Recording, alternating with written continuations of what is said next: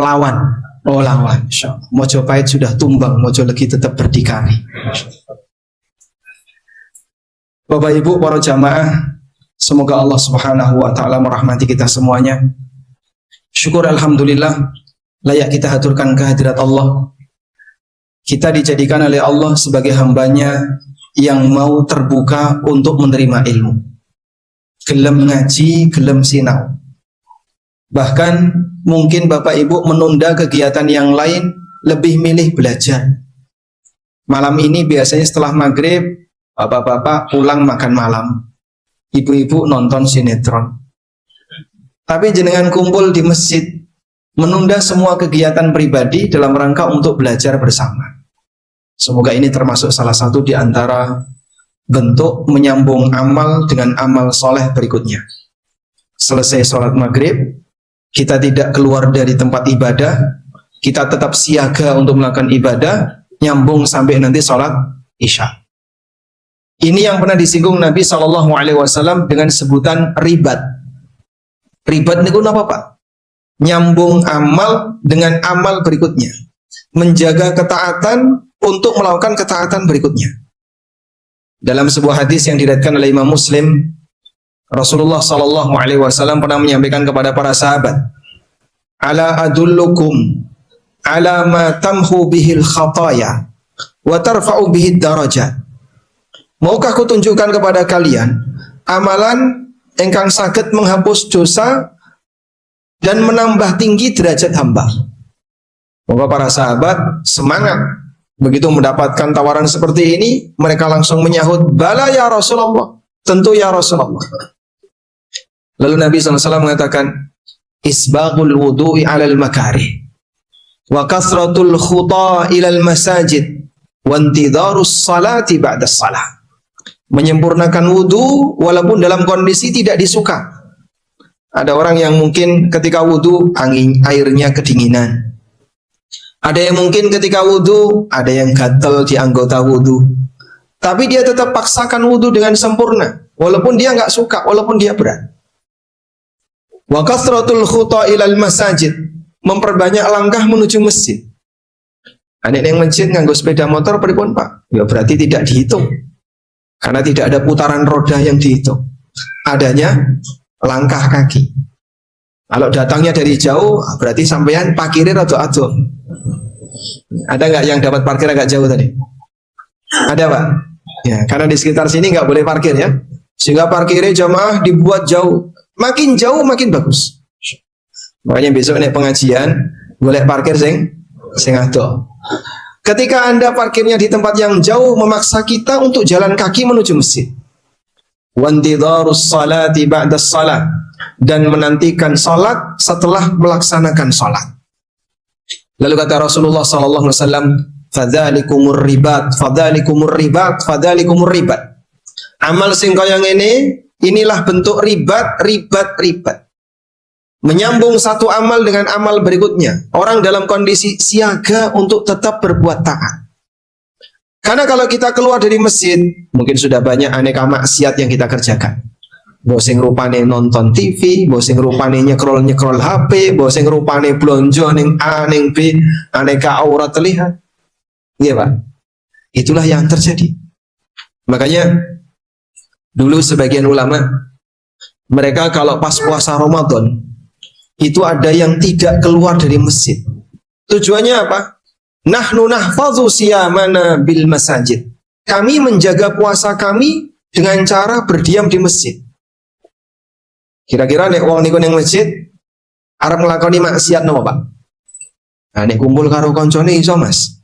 Grenengi konco A, grenengi konco B, grenengi pemerintah. Itu mungkin. Makanya kalau sudah berada di tempat ibadah dan kita ingin fokus ibadah, mungkin sebaiknya masing-masing membatasi obrolan.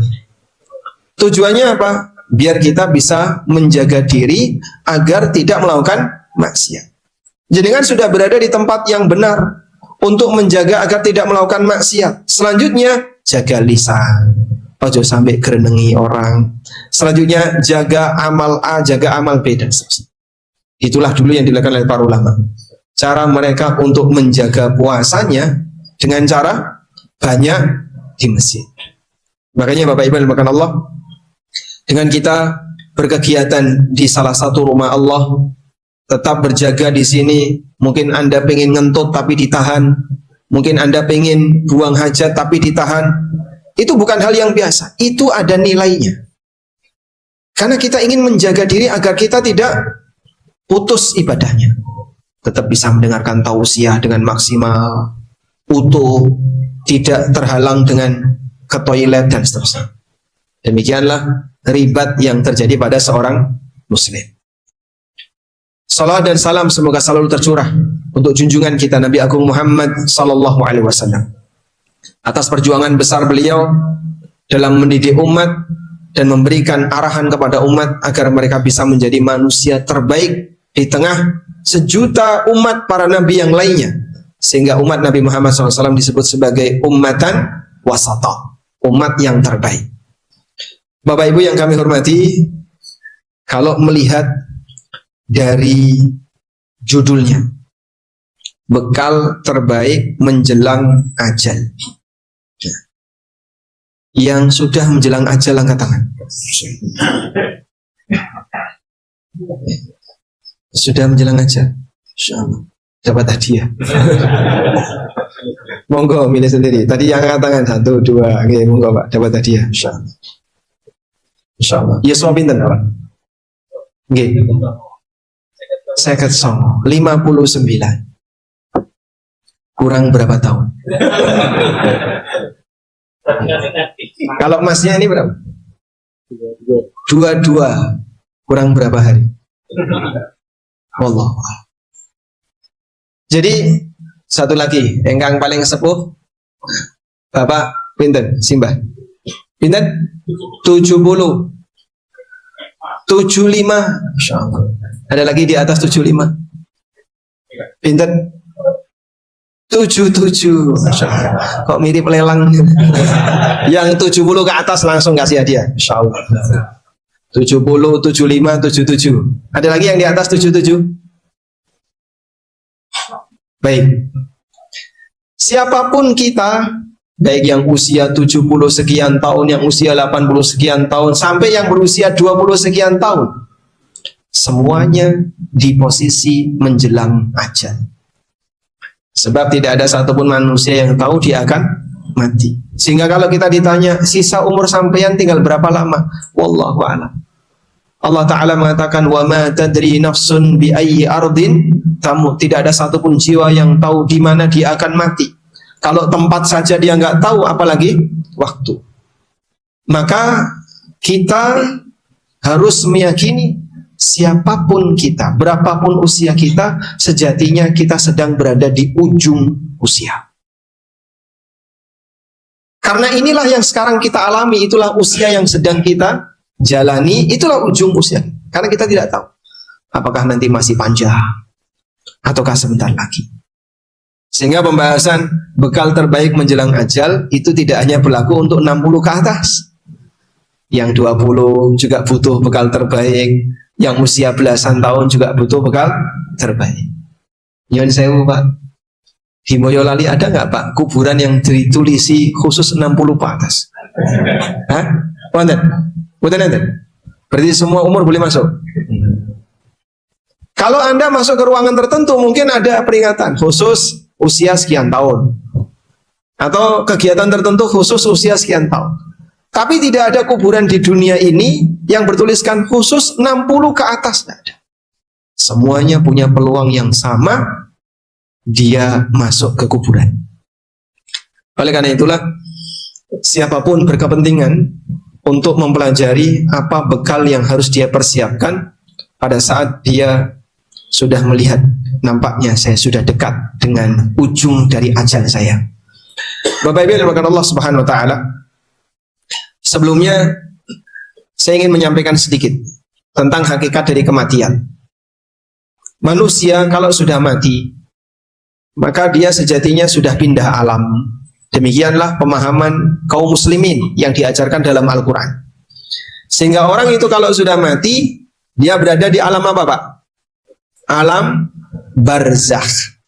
Barzakh ini kenapa sih Pak? Barzah kalau secara bahasa artinya pembatas. Allah Subhanahu wa taala berfirman, "Marajal bahraini yaltaqiyan, bainahuma barzakhun la yabghiyan." Allah mempertemukan dua lautan.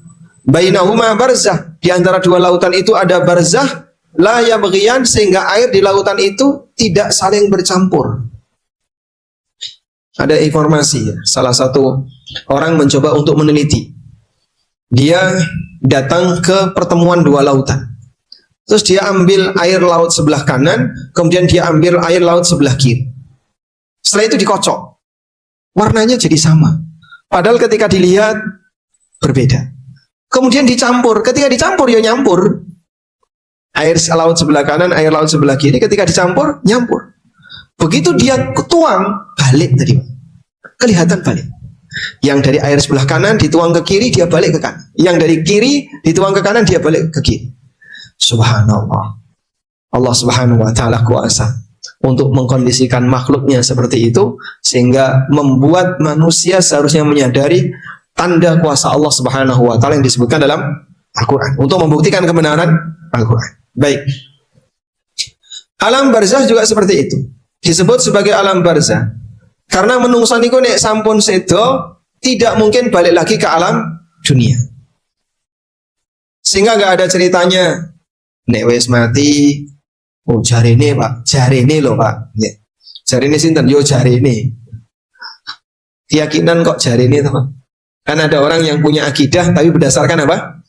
Jarene. Di Jawa itu banyak sekali. Kalau jenengan kumpulkan itu bisa jadi ensiklopedi jarene. Ada keyakinan A, keyakinan B, terutama yang namanya kematian. Urusan kematian itu sangat rentan dengan campur tangan pemahaman nenek moyang, pemahaman leluhur. Jare wong tua iki kaya ngene, jarene. Padahal itu jadi keyakinan dia. Katanya Pak, wong niku nek wis mati, nanti arwahnya akan pulang ke rumah selama 40 hari. Leres boten ngoten niku Pak? Nggih? Leres boten? Pernah enggak dengar seperti itu? Di Boyolali keyakinan kayak gini ada enggak? Wong itu kore nih. Ya, pas kebetulan nih. Jadi terkadang muncul keyakinan tapi dasarnya enggak ada. Ini kan masalah gaib. Sampean ngerti tekan ndi? Oke, arwahe ning pintu kayak ning lawang kayak sing nyender kayak merem kayak.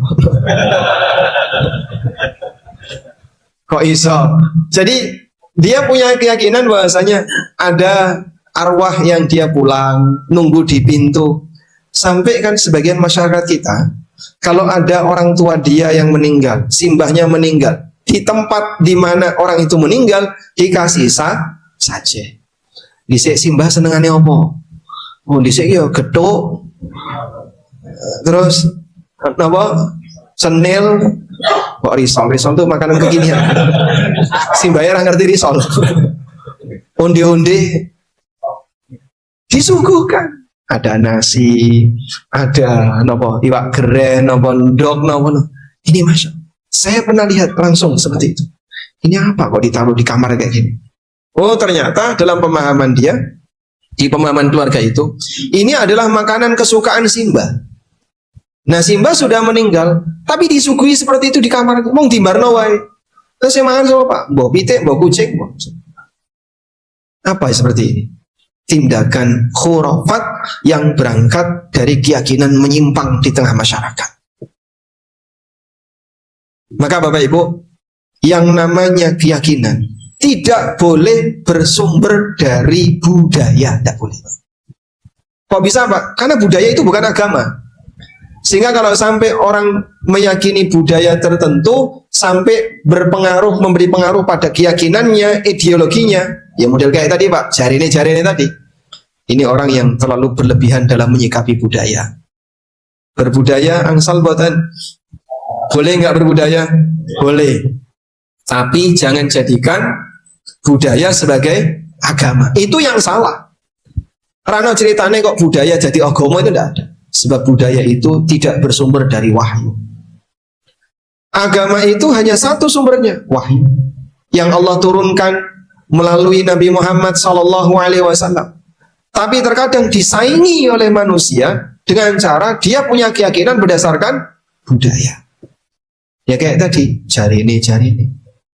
Padahal Bapak Ibu yang dimuliakan Allah, Allah telah menegaskan dalam Al-Quran di surat Al-Mu'minun ayat 99 dan ayat 100. Hatta idza jaa ahadahumul mautu qala rabbirji'un la'alli a'malu salihan fima taraktu kalla innaha kalimatun huwa qailuha wa min waraihim barzakhun ila yaumi yub'atsun. Sampai setelah datang kepada mereka kematian, qala rabbirji'un, orang yang mati ini mengatakan, ya Allah kembalikanlah aku. Wong sing mati ku pengen balik to, Pak. Kenapa pengen balik? La'alli a'malu salihan fima taraktu, agar aku bisa beramal saleh yang kemarin aku tinggalkan. Aku ya Allah belum sempat A, durung sempat B, durung sempat D. Getun tiba buri. Yang namanya menyesal ada di belakang. Sehingga ketika dia sudah meninggal, itu penyesalan puncak manusia. Gak bakalan mungkin bisa terobati. Maka dalam situasi itu, dia minta kepada Allah, qala rabbirji'un, ya Allah balikna aku ning alam dunya. Allah Subhanahu wa taala mengatakan, kalla, enggak mungkin. Innaha kalimatun huwa qailuha. Itu hanyalah ucapan yang diucapkan sama dia saja. Wa min waraihim barzakhun. Di belakang mereka ada barzah sampai kapan? Ila yaumi yub'atsun, sampai kiamat. Jadi ini wong sing wis mati ora bakal ana ceritane balik ning alam dunya. Tapi Pak, jarine nek ulan ruwah niku do balik, Pak. Jarine sapa? Tetep sing jenenge akidah pakai jarine mesti salah. Kok iso jarine? Kalau jarine Nabi sallallahu alaihi wasallam benar. Tapi jarine wong tua dhisik. Makanya ulang Sya'ban disebut ulan apa? Ruwah. Tegasin apa Pak ulan ruwah nih Pak? Ulane arwah. Apa keyakinan masyarakat? Jarene nek ulan ruwah niku arwahe do balik mulai. Karena mereka minta untuk dikirimi donga, dikirimi. Akhirnya diadakanlah acara nyadran. Nalikane ulan Sya'ban. Itu berangkat dari keyakinan jarene. Sehingga jarene menimbulkan amal. Keyakinan yang berangkat dari katanya tadi menimbulkan amal. Kalau seperti ini gimana? Ya enggak boleh, Pak. Islam enggak mengajarkan kayak gitu. Kalau jenengan mau beramal, berarti punya landasan. Nabi SAW ngajari enggak? Loh kan kita ngirim doa untuk orang yang mati. Siap. Kalau mau ngirim doa untuk orang yang mati, doakan di semua waktu. Tidak harus di bulan Sya'ban. Artinya begini.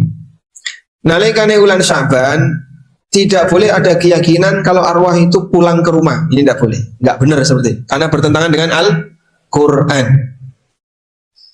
Kalau balik ini mulai ya.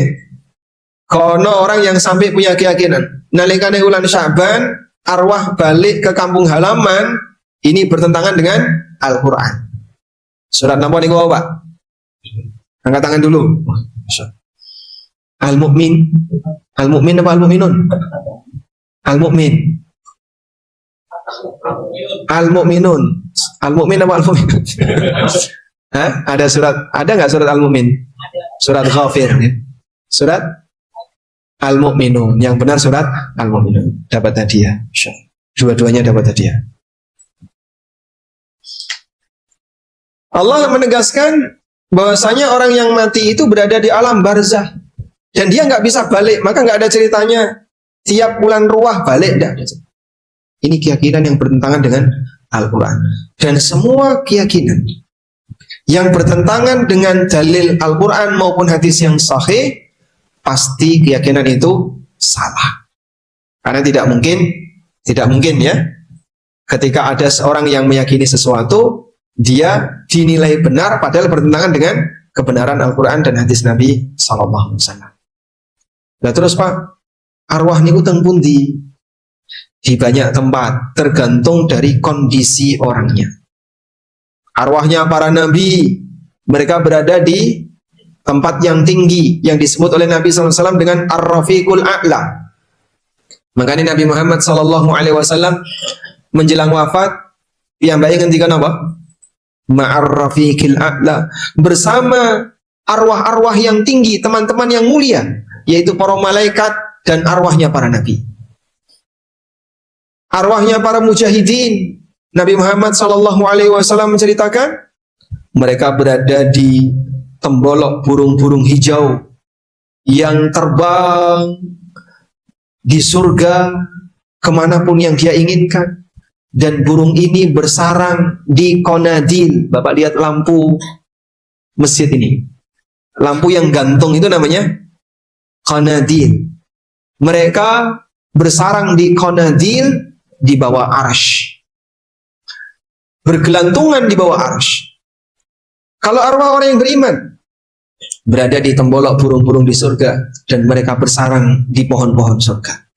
Ada arwah orang yang pernah melakukan maksiat dihukum oleh Allah sehingga masing-masing menjalani balasan sesuai yang Allah kehendaki. Rano ceritane wong mati kok arwahe balik. Andai kan arwah itu bisa balik ke dunia, maka mereka akan berangkat ke Palestina. Ngapain? Ya bantu jihad. Mbah medeni tentara Israel, ganggu tentara Israel. Tapi kan nggak ada ceritanya seperti itu. Baik. Terus Pak, kalau orang itu dapat nikmat di alam kubur, katanya Pak, dia dikasih nikmat A, kuburannya diluaskan sejauh mata memandang, dan mereka yang diazab, ada yang berenang di sungai surga, ono sing dipentungi malaikat. Tapi kok ora ketok ya Pak? Yang Anda lihat itu kuburan, bukan alam kubur. Kuburan dengan alam kubur sama atau beda? Beda. Yang kita lihat itu apa? Kuburan. Alam kubur, alam yang berbeda. Manusia tidak bisa melihatnya. Sehingga manusia tidak bisa menjangkau dengan indranya. Kaya piye to, Pak? Wong niku nek dipentung malaikat. Jarane bengok sak kenceng-kencenge. Nek dipasang mikrofon kira-kira pripun, Pak? Bisa enggak? Hah? Ini mau masang ya saged. Tapi Allah rahasiakan itu sehingga manusia tidak bisa mendengar. Sampai Nabi SAW pernah mau berdoa kepada Allah. Laula tanawubukum fil janais.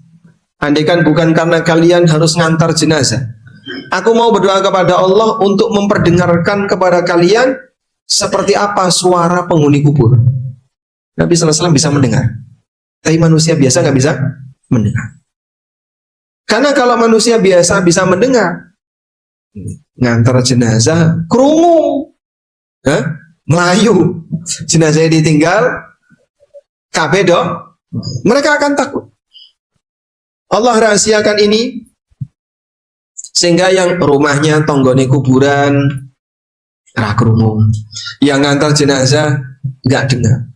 Andaikan mereka bisa mendengar, maka mungkin mereka nggak doyan makan. Saking menakutkannya suara yang dialami oleh penghuni kubur. Pak, kalau niku nate mireng, Pak. Ono wong nangis ning kuburan niku. Ada rano sapa-sapa, Pak. Kalau memang jujur dia mendengar suara tangisan, yang mungkin terjadi itu adalah suara jin. Kadang kan nonton jin sing rada iseng nggih, nggodha menungso, kemudian mengeluarkan suara-suara, mbah suara nangis, mbah suara kaya kuntilanak, mbah suara dan seterusnya, untuk menakuti sinten manusia. Baik. Namun ini semuanya perlu kita yakini bahasanya tidak ada keyakinan yang mengajarkan, akidah yang mengajarkan arwah bisa balik, baik ketika 40 hari pasca kematian atau ketika di bulan Ruwah, di bulan Sya'ban. Ini semuanya mitos yang tidak boleh kita yakini. Baik. Selanjutnya, setelah kita paham tentang seperti ini, lalu bekal apa yang perlu kita persiapkan agar kita bisa menjadi hamba yang sukses ketika meninggal dunia? Jenengan pengen sukses urip atau sukses mati? Urip sukses atau mati sukses? Dua-duanya. Dua-duanya ini kepribadian, Pak. Mati sukses itu mati nyekel nopo, Pak? Nyekel emas, nopo nyekel ATM? Mati membawa amal. Setiap kali ada orang meninggal, di tempat kita selalu diumumkan, Inna lillahi wa inna ilaihi raji'un. Telah meninggal dunia dengan tenang. Padahal sing umumnya orang ngerti. Jika mau pas mati kejel-kejel apa tenang ada ngerti. Cuman kita semuanya punya keyakinan, wong niku nek wis mati dia berada dalam ketenangan. Bahkan sampai non muslim saja mengklaim seperti itu. Makanya non muslim kalau memakamkan mayat mereka ditulisin apa? RIP, rest in peace. Telah istirahat dalam kedamaian bersama Tuhan. Yang berhak menyandang seperti ini siapa? Mukmin yang baik. Sehingga siapa yang sejatinya berhak untuk menyandang orang mati dalam ketenangan? Mukmin yang baik. Dan perjuangan untuk bisa mendapatkan itu penentunya ada di ujung. Karena itu Allah Subhanahu wa taala perintahkan kepada kita, wa'bud rabbaka hatta ya'tiyakal yakin. Sembahlah Rabbmu sampai datang kepadamu al-yakin, yakin. Yakin itu apa, Pak? Kematian. Dengan ijma' ahli tafsir. Sembahlah Rabbmu sampai datang kepadamu kematian. Sehingga kita dididik untuk jadi wong apik, selalu taat kepada Allah sampai kapan? Pujuke kematian. Jadilah orang yang berusaha untuk menjaga diri jadi orang baik. Kula niki nggih pengen ya, Pak, mati sujud, mati sholat, mati nalikane poso, mati nalikane ibadah. Jadi nek wong niku mati kok pas nalikane ibadah, husnul khotimah. Ya memang termasuk di antara tanda husnul khotimah adalah orang itu mati dalam keadaan ibadah. Tapi bukan itu pembatasannya. Sehingga kula bang Suliman nggih, bukanlah batasan mati husnul khotimah adalah orang yang meninggal dunia dalam keadaan dia sedang ibadah. Karena Nabi Muhammad SAW meninggal di pangkuan Aisyah. Abu Bakar As-Siddiq radhiyallahu anhu meninggal di atas ranjangnya. Khalid ibn Walid Saifullah Al-Maslul meninggal dalam kondisi beliau sakit di atas ranjangnya. Mereka tidak sedang meninggal dalam posisi sujud. Nabi kita tidak meninggal dalam keadaan beliau rukuk. Abu Bakar tidak meninggal dalam keadaan beliau puasa. Tidak. Tapi mereka meninggal sebagaimana umumnya orang meninggal, sakit lalu wafat. Nah, terus sing jenenge husnul khotimah niku pripun? Husnul khotimah adalah ketika kita meninggal dalam keadaan sebagai muslim ahlu sunnah. Ketika kita meninggal dalam keadaan tidak membawa akidah syirik, kelenik, dan khurafat. Ketika kita meninggal dalam keadaan semua amal ibadah yang wajib dikerjakan. Ketika kita meninggal dalam keadaan tidak membawa akidah yang menyimpang. Ketika kita meninggal dalam keadaan tidak ada hak orang lain yang belum tertunaikan. Nek jenengan meninggal dalam keadaan seperti ini, alhamdulillah, insya Allah kita meninggal dengan menyandang gelar muslim ahlu sunnah. Itulah husnul khatimah. Walaupun tapi wong iki lara ning rumah sakit iki, Pak. Tapi dia kan ahlu sunnah, insya Allah meninggal dalam keadaan muslim ahlu sunnah. Itu anugerah yang luar biasa. Berarti, Pak, husnul khatimah adalah prestasi yang bisa dicapai sepanjang perjalanan hidup seorang hamba. Monggo perjuangan untuk bisa mendapatkan husnul khatimah adalah mempertahankan akidah yang baik, keyakinan yang benar, anti syirik, tidak ikut dalam kegiatan klenik dan aneka ramalan, aneka khurafat, tahayul. Dia anti dengan itu. Dia berusaha untuk menjaga diri, ojo sampai mendolimi orang lain. Kok nanti mendolimi orang lain, segera minta maaf. Jangan sampai orang itu nuntut di akhirat. Dia berusaha untuk menjaga diri, jangan sampai ada kewajiban yang tidak tertunaikan. Sehingga nalikane sholat, dia penuhi semua sholat wajib. Sampai loro ketika sakit juga tetap menjalankan sholat. Banyak orang yang punya pemahaman, nek loro aku wis ra wajib sholat. Lho ki kenapa Pak? Ah loro iki sampean berakal ndak? Ya berakal toh Mas. Maka selama orang itu akalnya masih sehat dan dia masih hidup, tetap wajib sholat. Nek najis pripun Pak? Ya diresiki. Nek ra iso ngresiki, sholat saisane. Ibadah yang demikian mudah bisa dikerjakan semampu hamba, itulah sholat.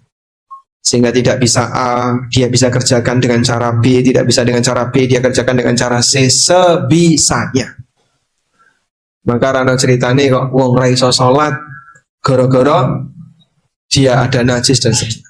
Sehingga dalam kondisi ketika dia nggak bisa membersihkan najisnya, sholat dalam keadaan dia di pakaiannya ada najis. Angsal Pak ngoten niku, nggih angsal. Karena darurat. Fattaqullaha mastata'tum. Bertakwalah kepada Allah semampunya. Yang boleh tidak sholat hanya dua. Satu, belum balik. Tiga, tidak berakal. Ngapa Bapak gak sholat? Burung balik.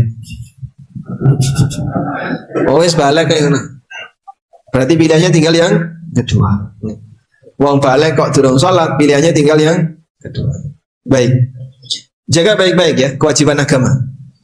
Sing tesih nggak ada utang poso segera diberesi. Aku dhisik zaman sik ndugal nih Pak, nakal, beling, senengane ra poso. Pinten tahun sampean ra poso? Orang hitung, masya Allah. Ada nggak orang kayak gitu? Masih banyak.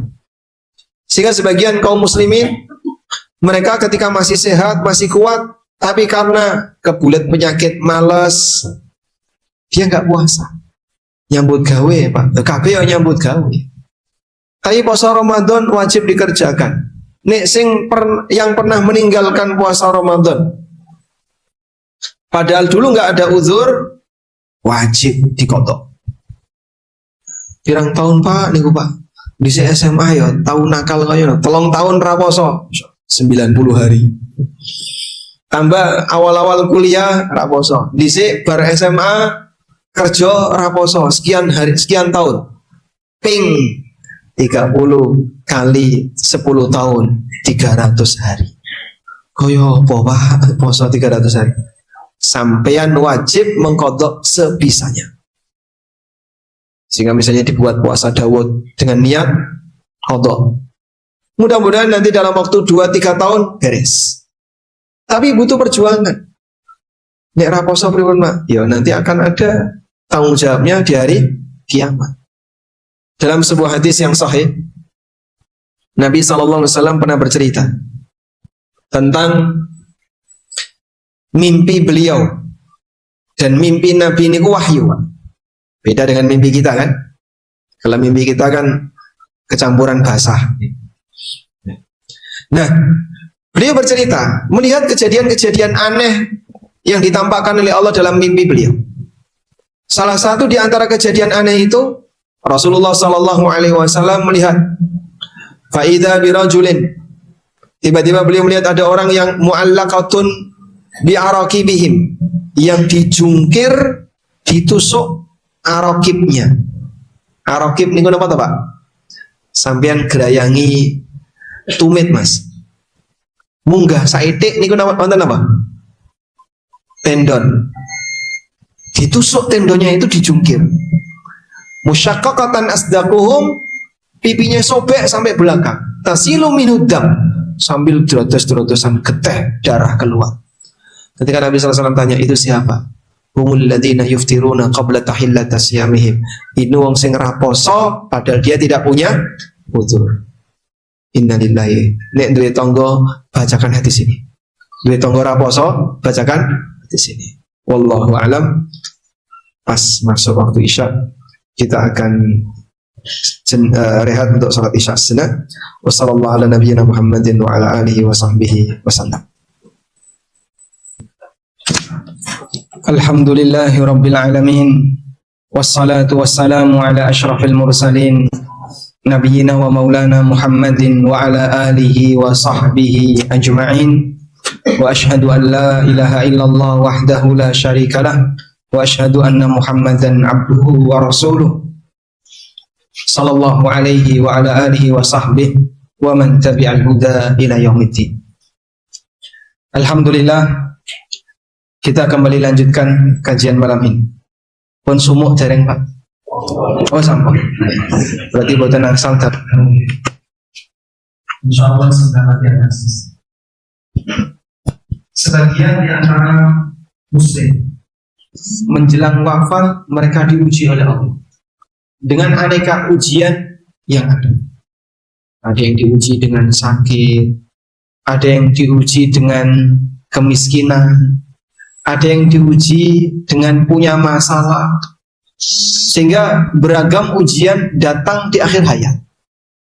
Bahkan sampai ujian itu dibawa mati, sehingga dia mengalami sakit sampai mati.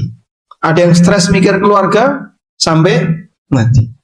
Ada orang yang dulu dia kaya, kemudian lambat laun turun, rezekinya makin seret, sampai akhir hayatnya dia dalam kondisi miskin.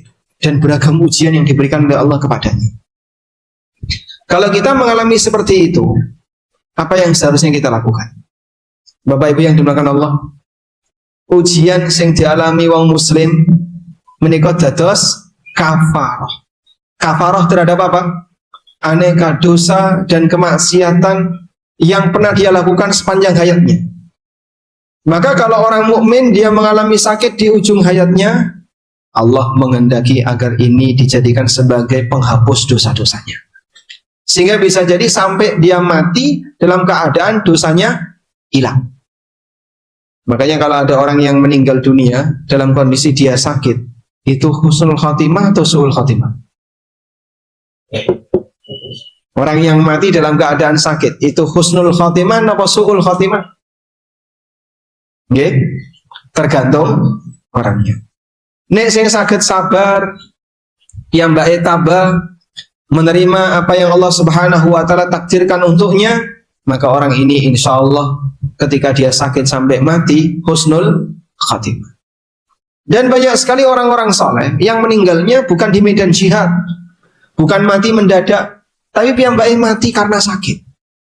Bahkan Nabi kita sallallahu alaihi wasallam meninggal dalam keadaan sakit. Karena itu Nabi sallallahu alaihi wasallam ketika beliau sakit di akhir hayatnya, ada seorang sahabat yang menjenguk beliau, Abu Sa'id Al-Khudri radhiyallahu anhu. Kata Abu Sa'id Al-Khudri, "Ya Rasulullah, innaka la tu'ad." Ya Rasulullah, Anda ini sakitnya parah sekali. Kemudian Nabi SAW mengatakan, "Na'am, inna kadzalika yushaddadu alaina al-bala wa yudha'afu lana al-ajr." Demikianlah kami para nabi diberi oleh Allah ujian yang sangat berat agar pahalanya dilipat gandakan oleh Allah. Nabi ini kok boten gak ada dosa kok sakit toh Pak. Nah, makanya kita kalau sakit jangan merasa pede. Dosa iki apa toh kok loro rame-rame mari-mari. Lari halo tuh. Dosa. Nabi Muhammad sallallahu alaihi wasallam randuwe dosa. Allah mengampuni dosa-dosa beliau. Tapi piyambake di akhir hayat sakit dalam waktu beberapa hari sampai akhirnya meninggal dunia. Kono wong zaman saiki nalikane diuji oleh Allah dengan sakit. Terus dia mengatakan, "Ya Allah, dosaku iki apa? Kok loro ramari-mari, sakit gak sembuh-sembuh." Lupa dengan dosanya. Terus gimana Pak? Kalau memang Anda mengalami sakit dan Anda merasa yakin, insya Allah muka-muka niki dadi kafarah, penebus dosa, kesalahan-kesalahanku banyak. Insya Allah sakit menika bisa menghapus dan melebur kesalahan hamba. Abu Sa'id Al-Khudri bertanya kepada Nabi SAW, "Ya Rasulullah, ayun nasi asyaddu balaan?" Manusa sing kados napa sing ujiannya paling berat? Lalu Nabi SAW mengatakan, "Al-anbiya, summa salihun, summa al-amsal fal-amsal." Para nabi niku sing paling berat. Kemudian orang soleh derajat yang di bawahnya, summal amsal fal amsal, kemudian manusia derajat di bawahnya, yubtalar rajulu biqadri imanihi, masing-masing menungso niku diuji oleh Allah sesuai dengan tingkatan imannya. Maka ketika hamba itu sakit bukan tanda kalau Allah benci sama dia. Tapi ketika hamba itu sakit, Bisa jadi ini pertanda Allah niku tresno marang hamba, sehingga diberi ujian oleh Allah untuk menghilangkan dosa-dosanya. Karena kalau dosa ini tidak dihilangkan ketika di dunia, bisa jadi dihukum kontan di akhirat, dan itu lebih menyakitkan. Karena itu Nabi SAW mengatakan, wong soleh masa silam nalikane piyambake mengalami ujian, baik diuji oleh Allah dengan sakit, atau diuji oleh Allah dengan kemiskinan, atau diuji oleh Allah dengan ujian apapun. Kata Nabi SAW, laqad kana ahaduhum yubtala bil faqri. Ada sebagian orang soleh di masa silam yang diuji oleh Allah dengan kefakiran. Hatta ma yajidu illal aba'a yahwiha fayalbasuha. Sampai dia nggak punya apapun selain sehelai kain yang dia gunakan untuk menutup auratnya. Ente-entean Pak, dunia randuwe, panganan randuwe, yang dia punya cuman sehelai kain yang menyelimuti dirinya untuk menutup auratnya. Wa yubtala bil kummal hatta yaqtula. Ada sebagian di antara mereka yang diuji oleh Allah dengan kummal, dengan kutu, sampai kutu itu membunuhnya. Separuh kaki itu mone Pak, sampai bisa mateni wong. Tapi itu terjadi. Ada orang yang diuji oleh Allah dengan kutu, saking banyaknya kutunya itu sampai membuat orang ini mati. Wala ahaduhum kana ashadda farahan bil bala minkum bil ata. Sungguh di antara mereka, orang soleh masa silam, mereka lebih berbahagia ketika mendapatkan cobaan dan musibah, melebihi bahagianya kalian ketika dapat uang. Jenengan seneng nalikane apa? Entuk rezeki, dapat uang, dikasih pemberian. Orang soleh di masa silam, mereka lebih bahagia ketika dikasih cobaan oleh Allah, melebihi bahagianya kita ketika kita dapat harta. Masya Allah. Hati sing kaya ngene iki, karena dia yakin bahwasanya ujian itu sejatinya adalah membahagiakan, bukan menyengsarakan. Dan itu muncul karena seorang hamba punya keyakinan bahwasanya ujian ini aslinya memberi manfaat yang besar bagi yang bersangkutan. Karena itu Rasulullah SAW meyakinkan, Innallaha idza ahabba qauman ibtalahu. Allah kalau mencintai satu kaum tertentu, maka Allah akan memberikan ujian bagi kaum itu. Allah kalau mencintai satu kaum, Allah akan memberikan ujian bagi kaum itu.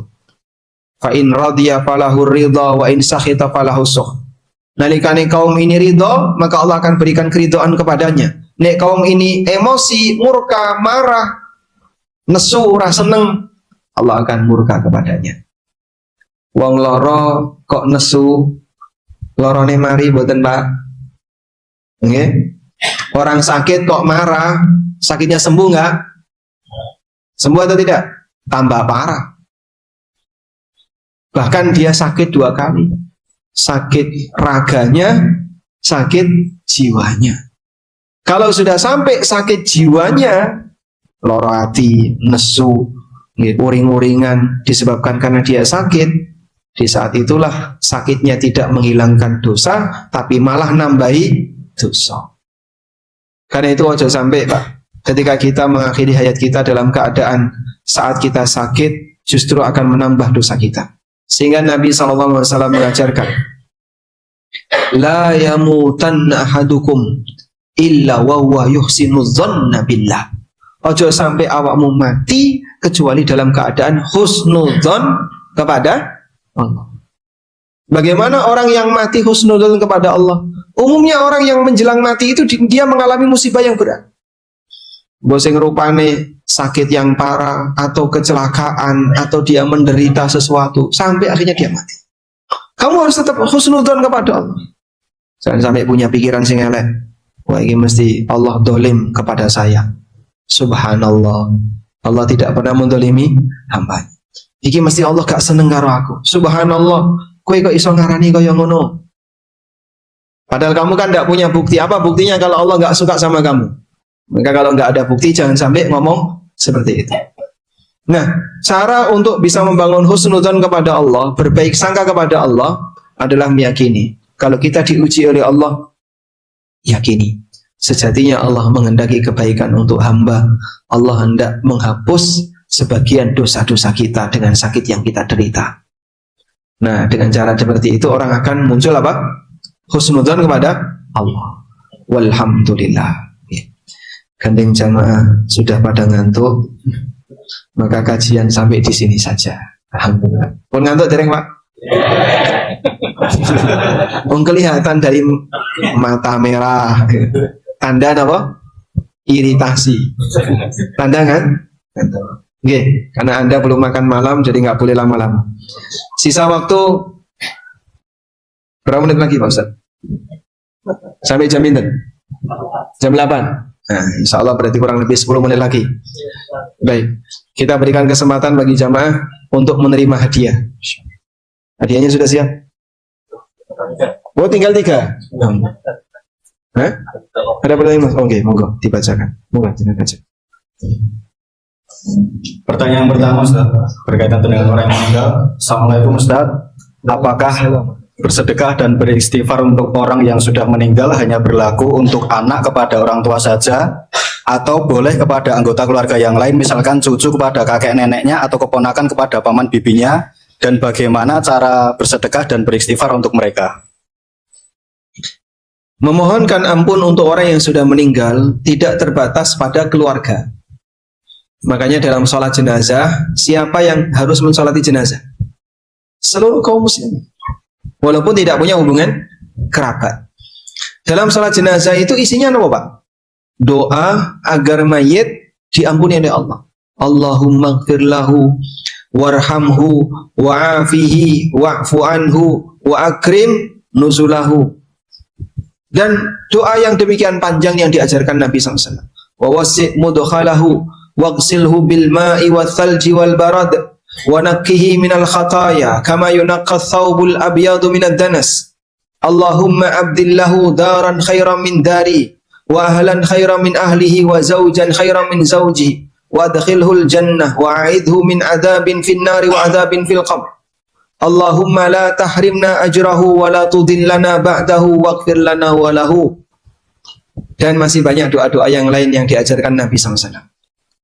Tapi kan terkadang kita kalau sholat jenazah dungane pendek. Allahumma gfir lahu warhamhu wa'afihi wa'fu anhu. Allahu akbar.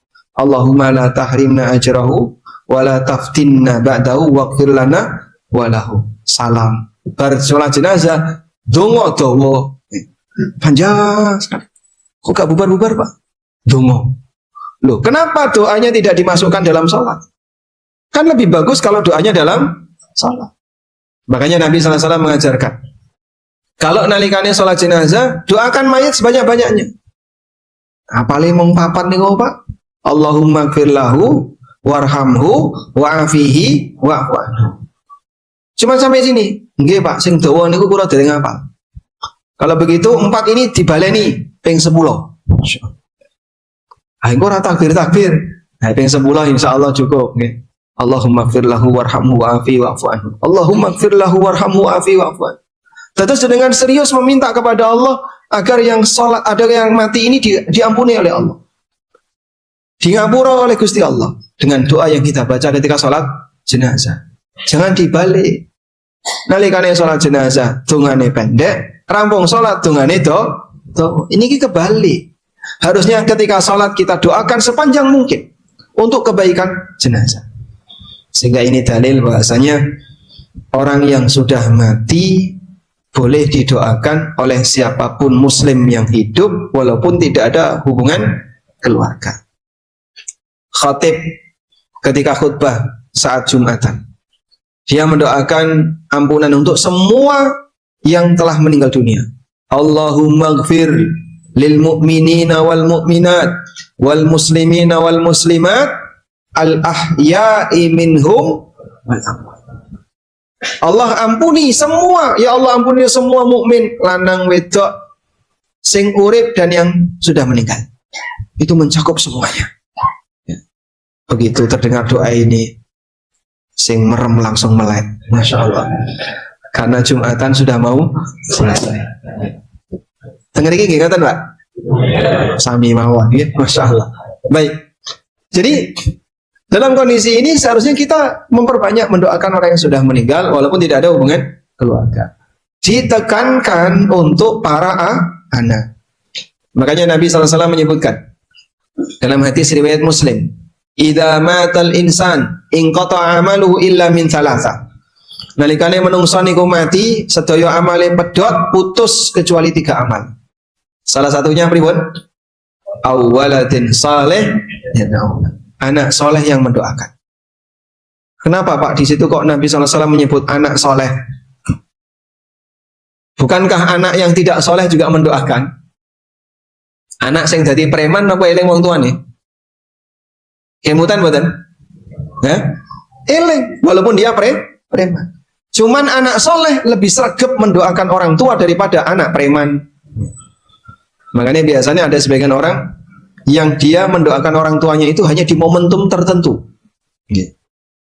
Misalnya hari pertama, kedua, ketiga, terus ke-7, terus 40, baru 40, 100, banyak terus, pendak setahun, baru setahun, 2 tahun, terus nyewu, leren.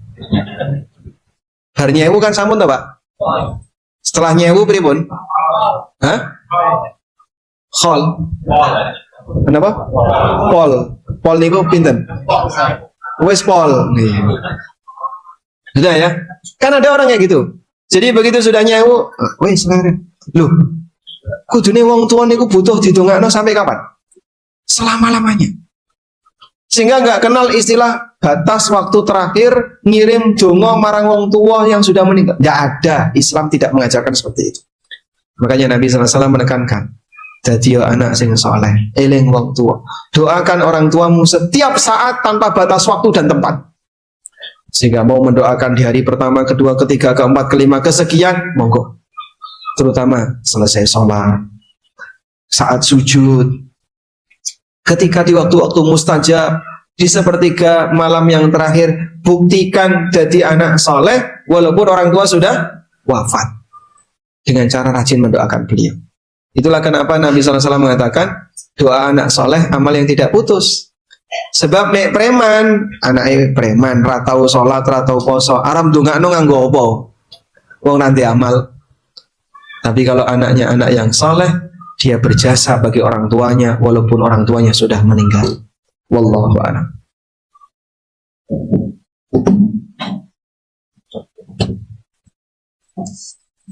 Cek. Tambah. Ya, Terus. gantian.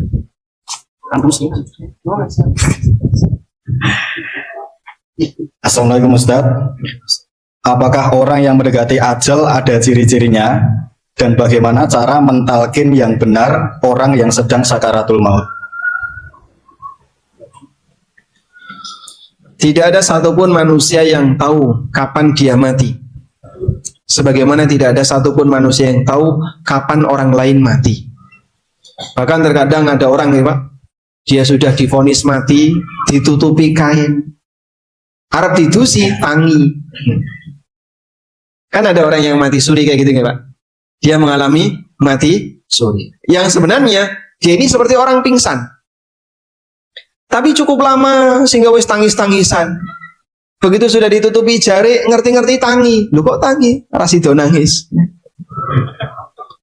Padahal kotak kematian sudah terkumpul itu, Pak. Nah, terus nek ngaten niku pripun, Pak? Balekno, Pak. Balekno. Karena ini diberikan dengan sebab orang itu wafat. Baik.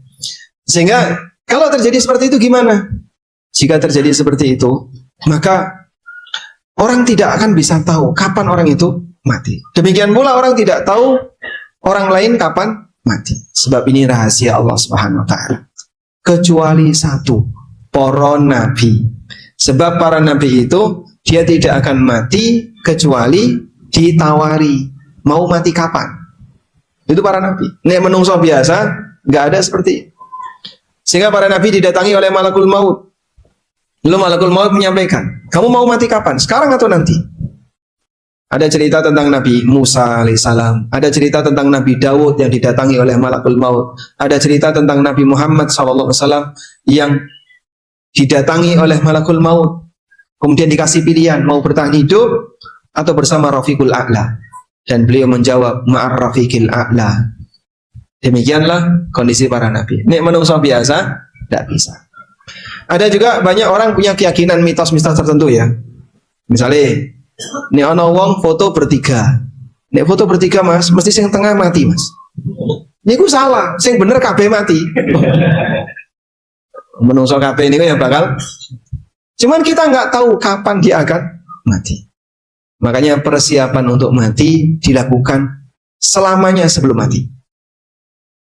Terus kalau ada orang sekarat Pak, nih kalau ada tanda-tanda sekarat, misalnya sudah nggak bisa gerak, atau bicaranya sudah pelan, kayaknya kok mau mati. Nah itu silakan ditalkin.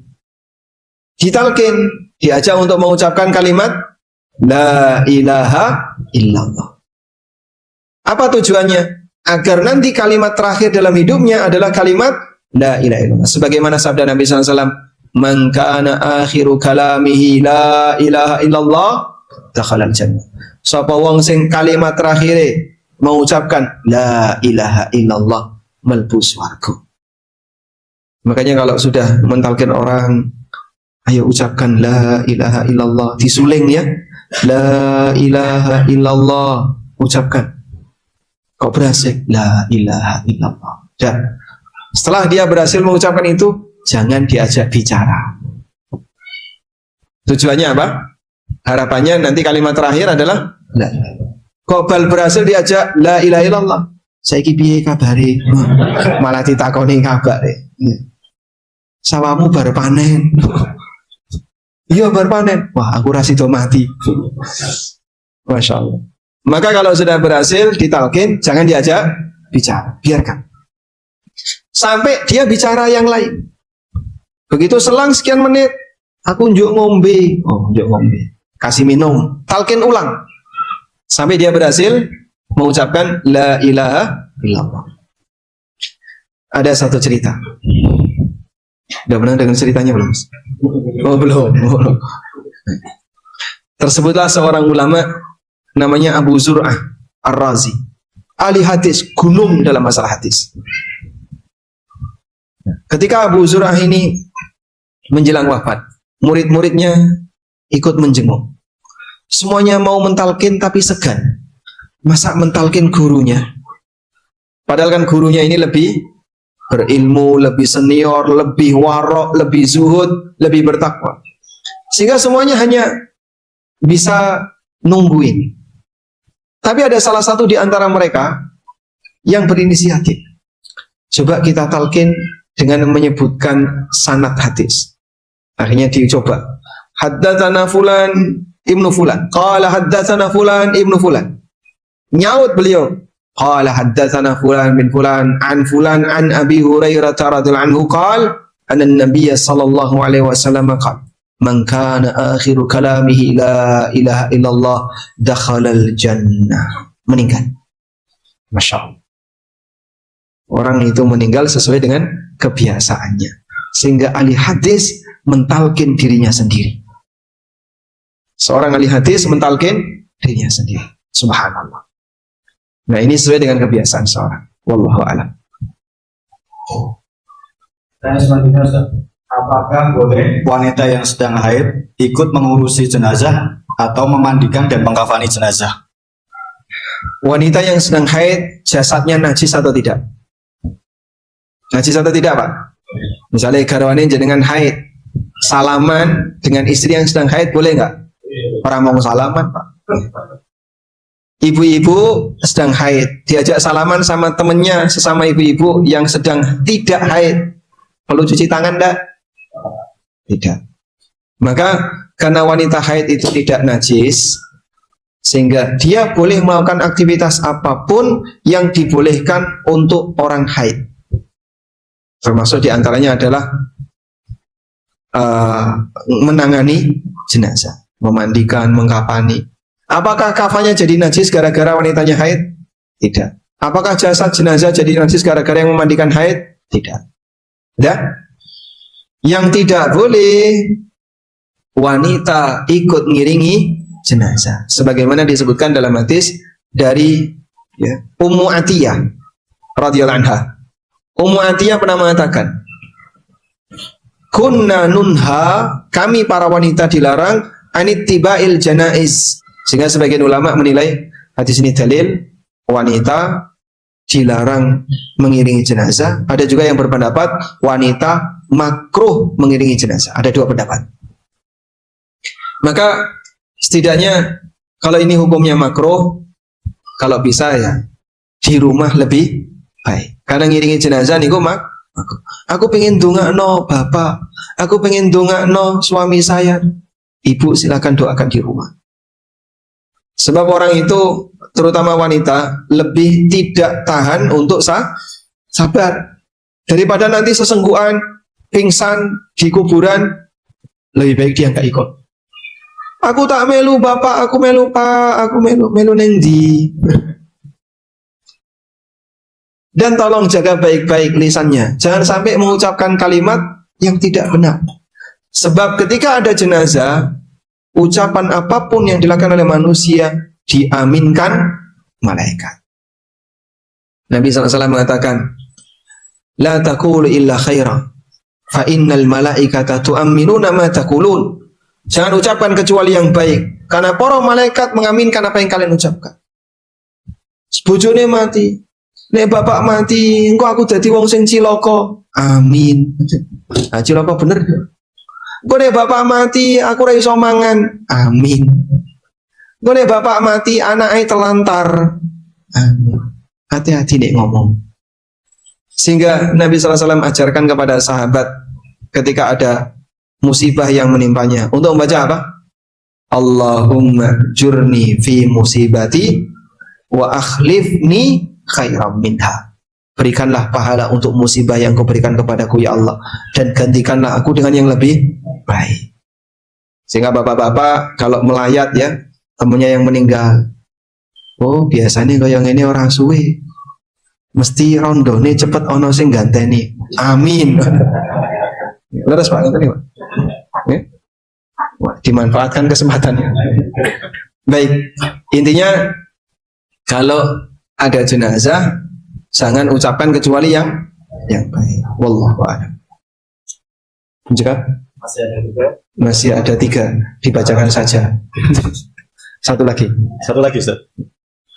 Assalamualaikum Ustaz, mau bertanya apakah orang tua yang sakit pikun atau masih kena beban syariat berupa sholat wajib atau puasa Ramadan dan sebagainya?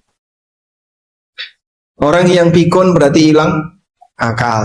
Menungso yang hilang akal, maka dia tidak wajib beramal. Hilang tanggung jawab dia sebagai mukallaf. Taklifnya hilang. Nabi SAW bersabda, Rufi'al qalamu an salasa. Ada 3 orang yang perbuatannya itu tidak dicatat dalam catatan amalan. Salah satunya adalah wa 'anil majnuni hatta yafiqa. Wong edan sampai waras. Orang yang gila sampai sembuh. Orang itu hilang akal, maka tidak ada kewajiban untuk beramal. Baik. Walhamdulillahirabbil alamin. Demikian yang bisa kita sampaikan. Semoga apa yang kita bahas ini bermanfaat.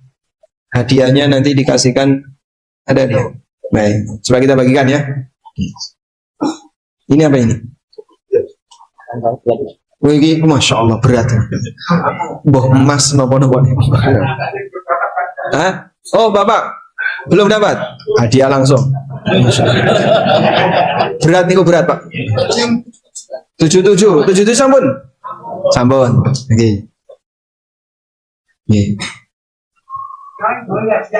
Baik. Paling jauh dari mana? Mana? Kadioso. Jauh nggak? Budi? Penggung Klaten. Jauh mana? Kadioso. Kadioso itu mana sih? Karanganyar. Oh, masya Allah. Tawangmangu. Oh, masya Allah. Tapi dapat hadiah terus berarti. Muter-muter gue hadiah. Lagi antep juga ini. Masya Allah benar. Baik. Nah, coba yang pernah opnam paling lama.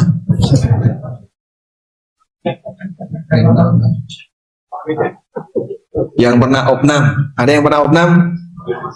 Berapa lama? 2 minggu. Ada yang di atas 2 minggu. Masuk rumah sakit paling lama.